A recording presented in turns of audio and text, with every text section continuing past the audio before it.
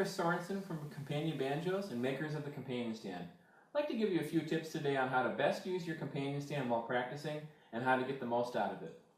First off, sit in a comfortable chair that you would generally use to practice. I like to use a stable wooden chair, and then set your banjo in your lap and just get comfortable.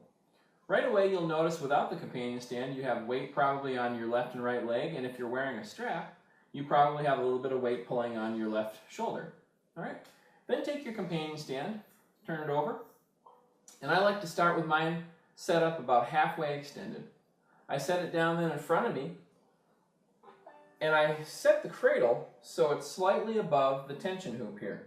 Alright, so if I were to set the banjo on it now, it would be sitting up in a really high position. I'd be playing up here, it would be kind of uncomfortable. But that's fine. Let it sit here, okay? And then just move your banjo to the side and take a look here. You'll notice that the companion stand is going to rest up against my body right here.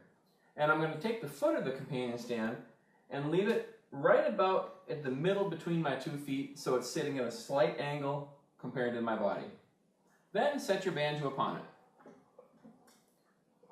Okay, immediately you'll find that the banjo is sitting in a really high position. You probably wouldn't want to play like this for long. But reach down, take the tension nut, and start loosening it very slowly so the banjo starts to drop on its own. Just the weight of the banjo is pushing the stand down. When you're sitting at a comfortable level with it, then you can retighten it. So I'm going to remove my banjo for a second.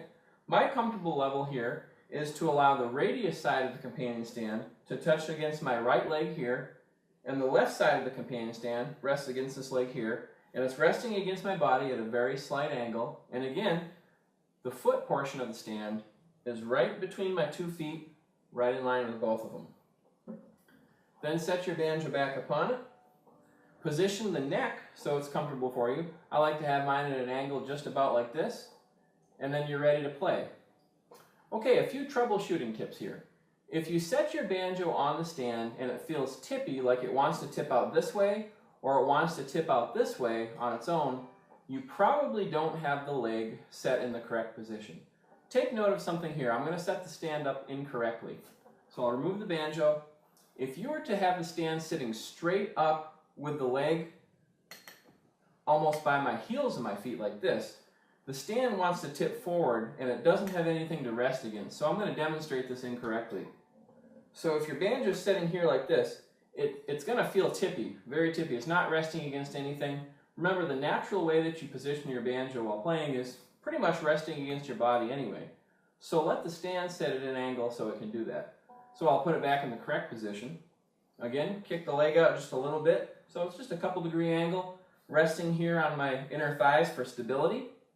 The banjo sits on it, and it's nice and stable. If you wear a strap while you play, your strap should just be a little bit tight, no weight on your shoulder, but just a little bit of tension, helping stabilize the banjo. Okay? And like I said again, the banjo might rest ever so slightly on your legs. If you want it to, that's fine. Okay? If you have any questions at all about how to use the companion stand or any questions about banjos, feel free to give us a call or an email. And I hope these tips will help you have hours of fatigue-free playing. Thank you.